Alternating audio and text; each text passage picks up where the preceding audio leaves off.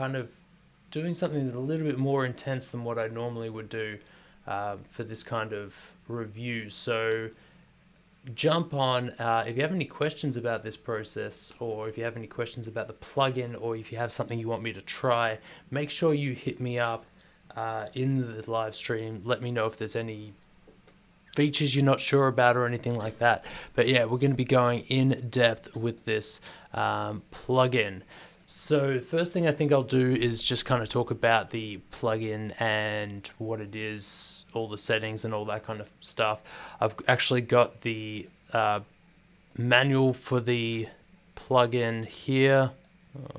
Where is it? Won't let me. Come on, let me do the thing. It won't actually let me show you for some reason. It won't let me drag it up. Let me see if I can fix that real quick.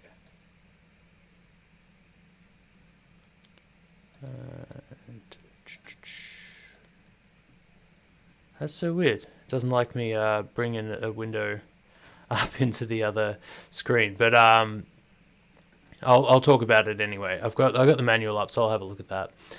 So this is a saturation drive plugin. The website and all of the media about it kind of talks about how it is a great plugin for adding analog warmth to a sound, and that's kind of their thing. It's like they've modeled a whole bunch of analog gear, and this is the result. And I think it's more of a distortion unit than an analog saturation unit. The sounds are not very subtle. It gets heavy pretty quickly, and that is where it is kind of best used, I feel like, is the level of distortion that it's got. So starting off with a description of what's actually happening up in this plugin, it's got a whole bunch of style buttons down the bottom here, and what these are the different algorithms that it's got set up for the different types of saturation, the different sounds, the different modeling. I had no idea what these sounds were, what they were modeled off. I thought they would have been the standard, like 1073 for the Neve, the what's it call it, Trident, I think, is a quite popular English brand. I thought that was the T. I thought the E was probably a SSL E channel, the A an API channel, and the P something else. I just kind of guessed that based on what most other plugin brands do. But actually, I decided to look up the manual today and find out what these actually are. So I'm going to tell you which style these kind of base themselves on. The A is based off the Ampex 350 tape drive preamp. So that's a 1950s preamp that's, yeah, it's got a bit of drive to it, I guess. The E is off a Chandler /EMI TG channel. Chandler's very high-end level gear. Yeah, good stuff. N is a Neve channel, but it's the 1057, which the manual describes as being a lot more unique in its character and is built with germanium transistors, so it's supposed to have like a really good drive to it. The T is based off the Thermionic Culture Vulture triode setting. So Thermionic Culture, the brand, Culture Vulture is the piece of gear, and triode setting is the particular setting that's on. And then the P, the last one there, is the same piece of gear but in the pentode setting. So it just changes what kind of tube is being used in there. So yeah, got a bunch of different sounds there. Never knew that, but yeah, those are what it's supposed to be modeled off. The manual kind of goes into detail on how they sampled it and got the sounds and how it's really good at doing the dynamics and blah, blah, blah, all that shit. Then you've got the drive setting here. This is pretty self-explanatory. It just like cranks up the input. As you go up, it gets louder. It's got this punish button here, which cranks another 20 decibels of input volume on there. So if you want to get some really heavy drive, have that punish button on. That gets it sounding good. You've got then the EQ section here. This is a low cut, and it's self-explanatory. Low cuts up to 1K. It's got this thump switch here, which adds a little bit of a bump at that low cut setting, which is pretty useful for getting some like pretty beefy kick sounds, stuff like that. So yeah, that's cool. The tone setting here, which is just a tilt EQ. You turn it up, it turns the highs up, the lows down, and you go to the dark setting and it turns the lows up, the highs down. Pretty smooth. Now these two are pre-distortion, so they happen before the drive section. The high cut happens after the distortion unit section. So if you turn the tone up, like turn the tone up or down, it's going to be picking what's going to be distorted. Like, is the brightness going to be distorted more? Is the darkness going to be distorted more? Whereas the high cut is happening after the distortion section, so you're just literally cutting the high end on the output. There's this steep switch here, which if it's off, gives the high cut a 6 decibel per octave ramp, which is really, really tame. Kind of like, it does it nicely. Whereas if you crank the steep on, it does a 30 decibel per octave, which is quite intense, and you'll definitely hear that a lot more. Up here you got the output, that's self-explanatory. This auto button, which is cool, it turns the output down as you turn the input up, essentially trying to keep the output at the same volume no matter how much you're driving it. So that's a cool setting to have on. I usually have that on all the time. And finally, the mix knob. Now this is post output here, so when you so the output is all to do with like what sound you're getting here, but you can then mix in or out the dry and wet signal, so that you can kind of use this in parallel with the original signal, which I think is super helpful. I love mix knobs because I usually end up pulling it back a bit so some of that bass and transient can still get through. That is pretty much it. That's everything there. So let's get into getting some sounds happening.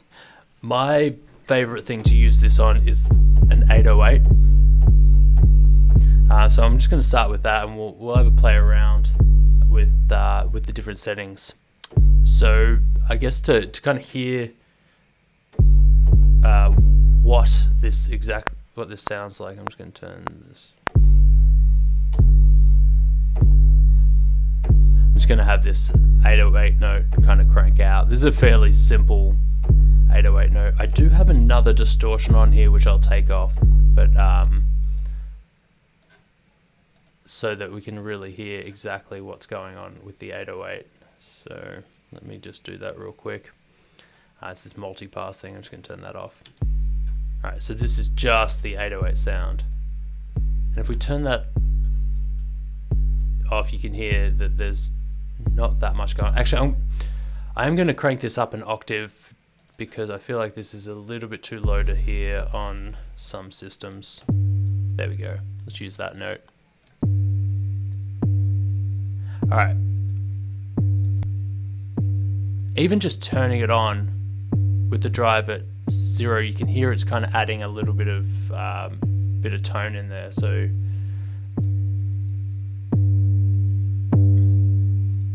crank it up, and you'll hear at a point it starts turning from like a drive to a proper distortion there, where it starts really showing some character in there.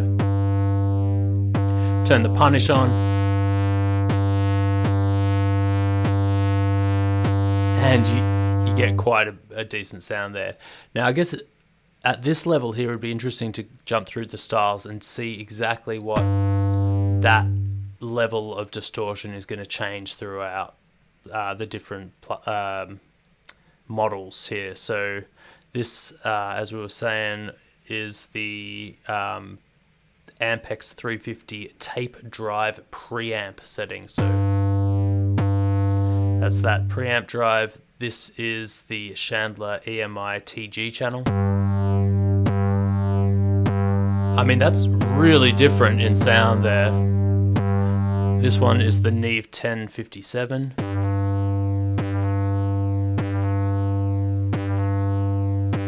Quite a bit of a different tone there as well. We can jump over to the what's this one? The Thermionic Culture Triode setting. That's cool. Now you can tell, like this one, like that's really distorted compared to that. That's got a lot more of a kinder sound to it. So I guess how much drive you use will depend on the different styles as well. I'd probably crank that up a bit with the punish setting. Yeah, there you go. And then you've got the P style here.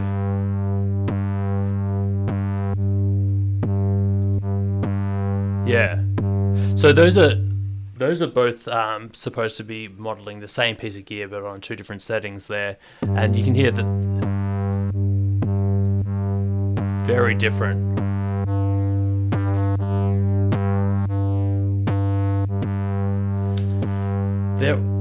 They've all got a very, very unique sound to them, which is really cool. Depending on what you're running through it, you know, different things sound, will kind of trigger the distortion differently. This has got a super analog sound, which I like. It's like, especially the A's probably the most normal. All these other ones have these like really cool overtone things going on. My favorite settings for like this low end kind of thing is like, I love this T1. I use this on my, like a lot of my 808s and the P as well. Like they're just great for getting that bass overdrive happening. So like you can hear that's it without it. Probably want to turn it down a bit more still, but that's a really cool distortion for that bass sound that we got going on there.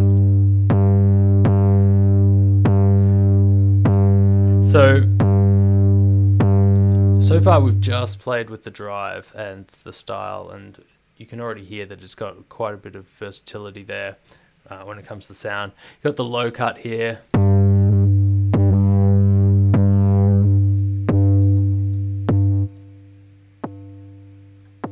Yeah.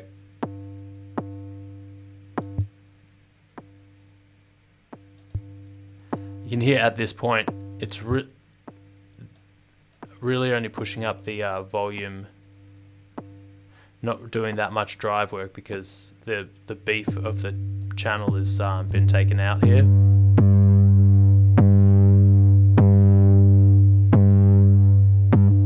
But yeah, you get a bit of versatility with changing the sound there with that low cut. And if you crank the thump up, you can hear it really kind of jumping through that, jumping through the frequencies there with that extra boost, which is kind of cool. Now, what the cool thing about this is you crank up that low cut, and it's just kind of affecting the high frequencies more. You can crank up the drive more there, and then if you pull the mix back,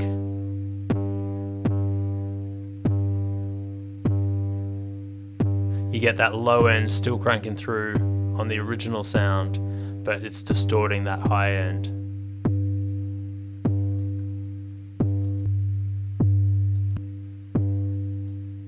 Which is pretty cool.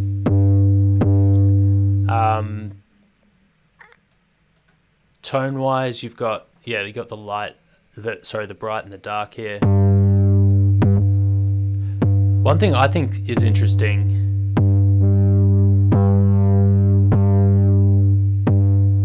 is it almost works in reverse when you got it cranked up. So if we turn it like down quite a bit, that works as normal, like you get the dark and you get the bright there. But because when we hit the punish button, it's cranking the brightness up, that brightness is getting absolutely destroyed by the saturation, so it actually ends up being darker and brighter when you go down to dark. So that's a pretty interesting thing, because yeah, you go down to dark and it's like oversaturating that low end, and it's kind of cranking it up. So that's pretty cool. And with the high cut here, we'll turn it down to turn the steep off, and doesn't do too much. You can hear it taking out some of that high end, but then you crank the steep up, and yeah, that's giving it quite a bit of cut from that 1K, which is pretty cool.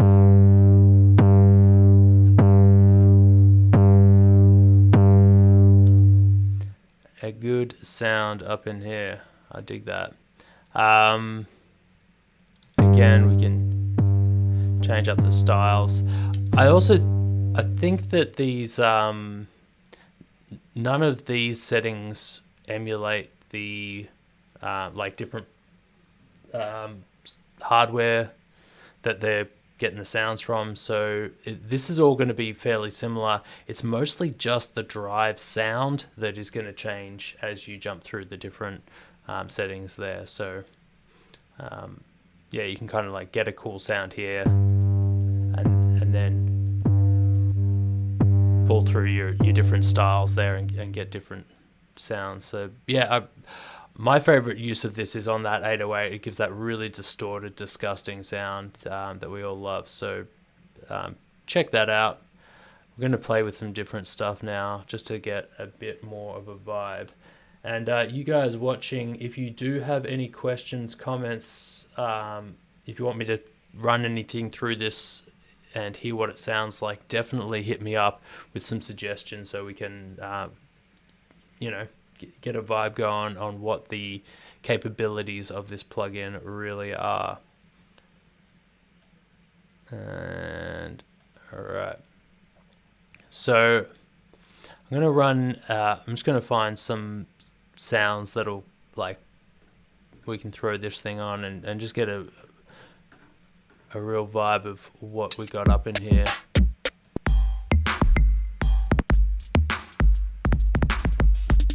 Oh, Jesus. That's a bit of a shitty beat.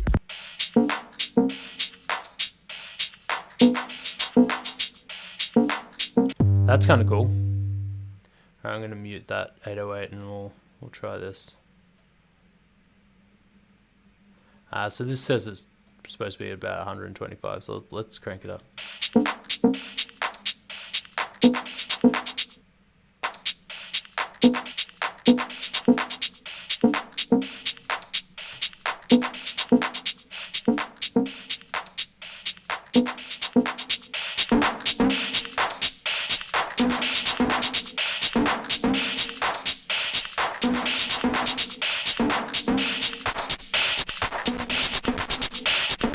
Oh shit.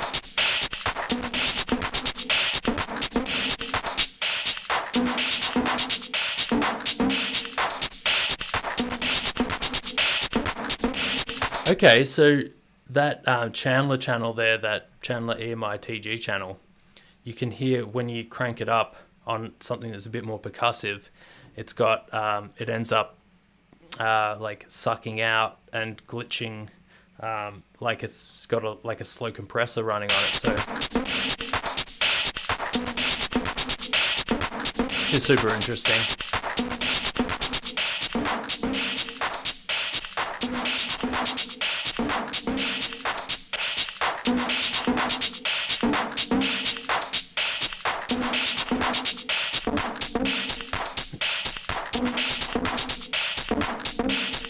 This does a similar thing, but in a different way.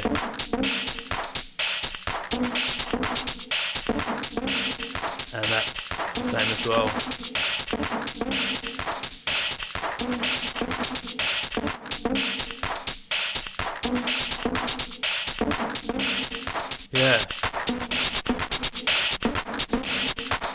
That's interesting.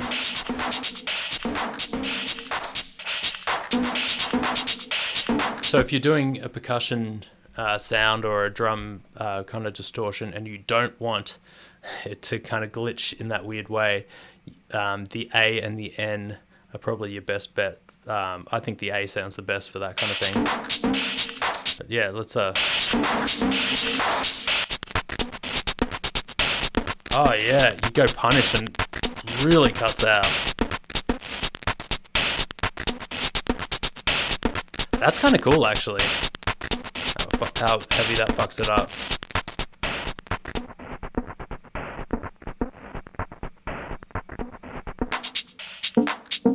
We went from this.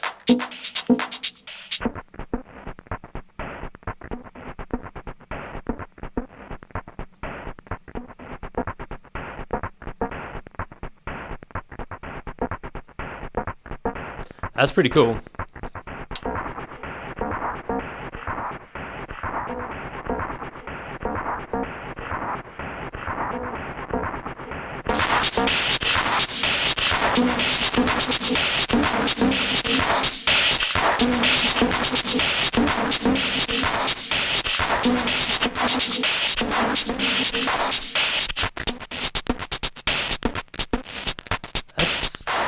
That E one really cuts out. I wonder if that's kind of emulating its it's got like maybe a safety switch or something that once the volume hits a certain point, it like completely cuts the audio, because that's got a really glitchy sound to it. It's kind of cool though.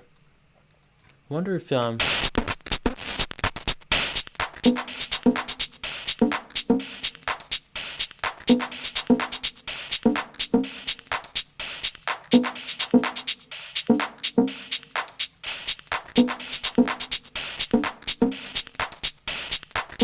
yeah, it's got a pretty cool sound.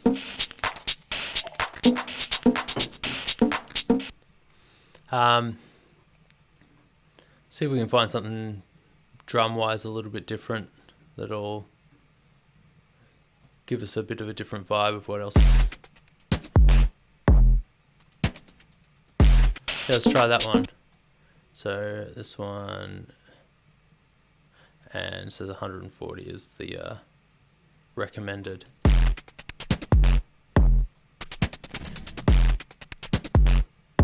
Oh, I mean, it sounds pretty cool already, but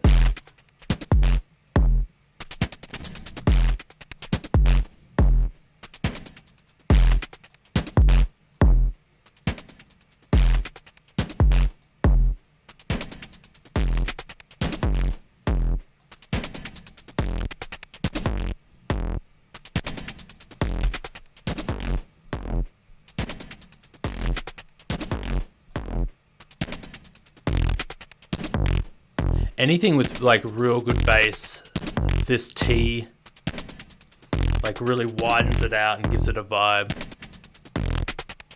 P's okay too, but I feel like the low end on that T is just filthy low end. Sounds so good.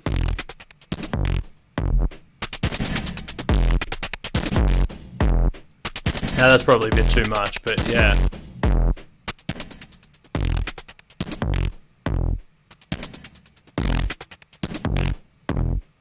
And yeah, if you want to crank up that low end filters a little bit more, you can hit that thump and bring the low cut up to a point where it's like really cranking that low end.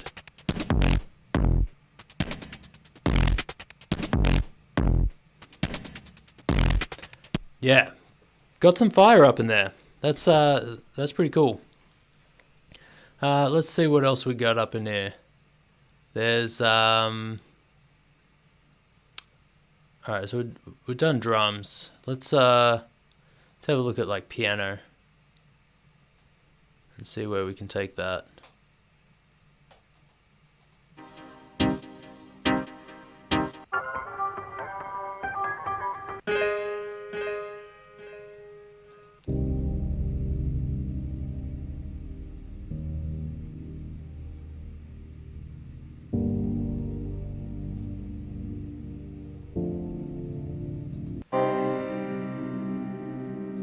I got.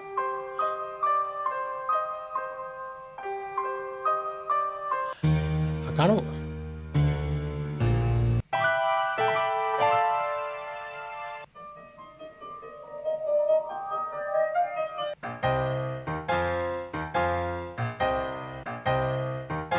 All right. Let's see what we can do with this one.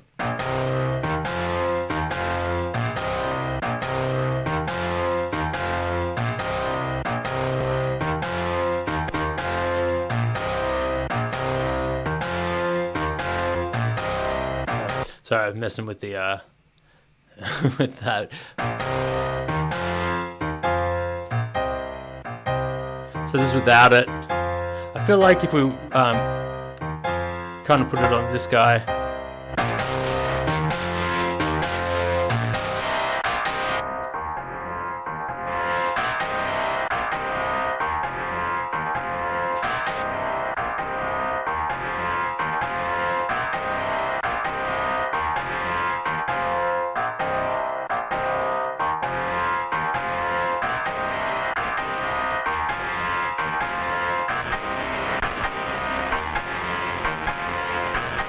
Really messes it up.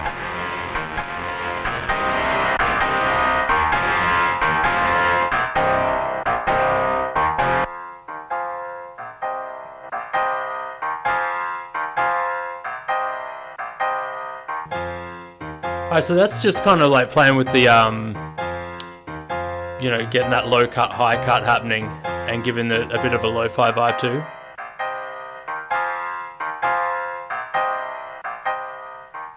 And you just add a little bit of drive to kind of saturate it a bit.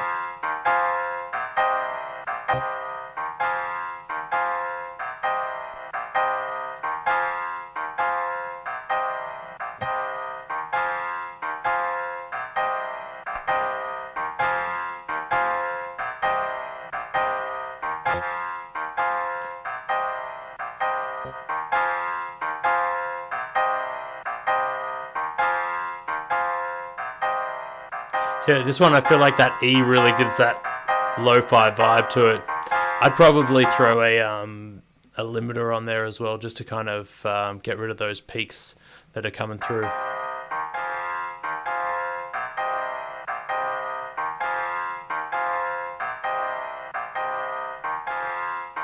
Maybe before the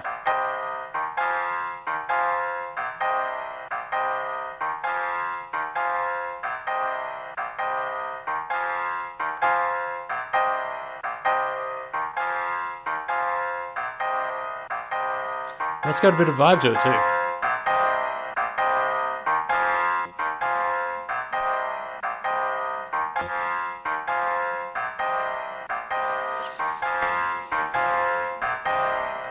Yeah, I think that's pretty cool. Definitely get a nice lo-fi thing going on there. Now, I've heard, but I haven't tried this out myself, that it can act as a good guitar amp distortion for like a regular guitar. So I'm going to give it a go and see what kind of sounds we can get here. I'm just going to record something really simple here, and we'll play around with it afterwards. So let's just make ourselves an audio channel. I'll call it guitar. And this is going to sound weird because it's going to be to a click. And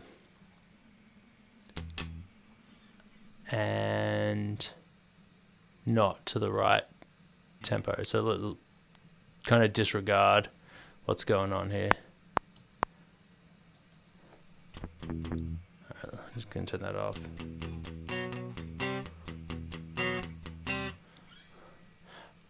I'm not listening to this, so I don't know how it's going to sound, but we'll figure it out.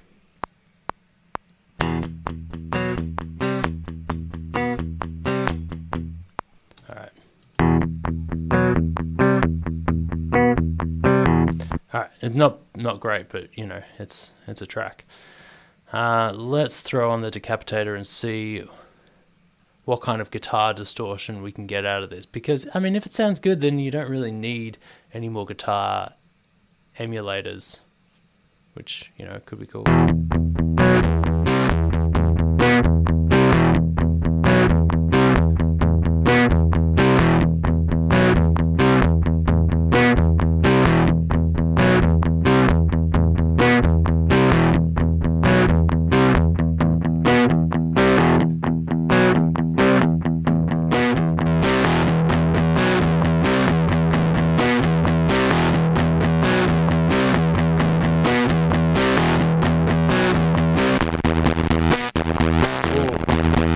That's bad.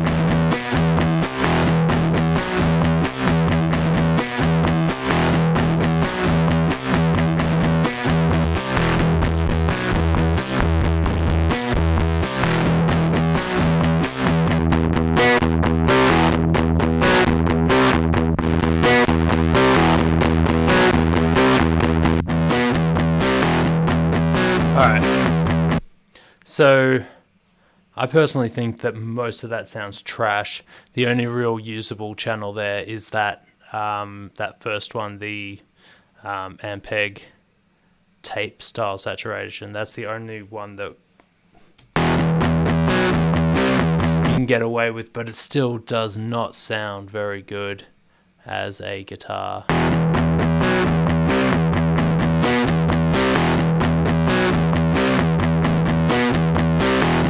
Yeah, I'm just turning that high cut up and down to try and get rid of some of that like twanginess, but it really goes from twangy to muddy a little bit too quickly. Cut out some of the low end too because got too flabby. Yeah, I would say I'm going to call it that's not a very good use of this plugin. It sounds pretty trash, so yeah, don't do that. If you have guitar amp simulators that are better, I would definitely not be picking this over that. But for other stuff, I think it's pretty fire. My for messing up drums, for lo-fiing like keyboards and stuff like that, I think it's a really cool, really cool tool for all of that. And in terms of like my favorite use for it, I've said it before, is just getting those 808s sounding cranked up, and that's definitely the best way to use this thing, in my opinion, is like getting really low sounds and getting them distorted and saturated with some harmonics in there, and you got that mix knob there where you can mix in the original sound, so you're not losing that low end information while still getting a really cool upper saturated sound. So yeah, that's it. All right, I'm going to call it there on this review. I haven't had anyone say anything in the chat so far, so hopefully you guys dug that and you got some information out of it. But feel free to hit me up if you have any questions or anything like that about this plugin, in-depth stuff. So if you have a particular plugin that you want to see me do an in-depth review of, definitely hit me up and let me know.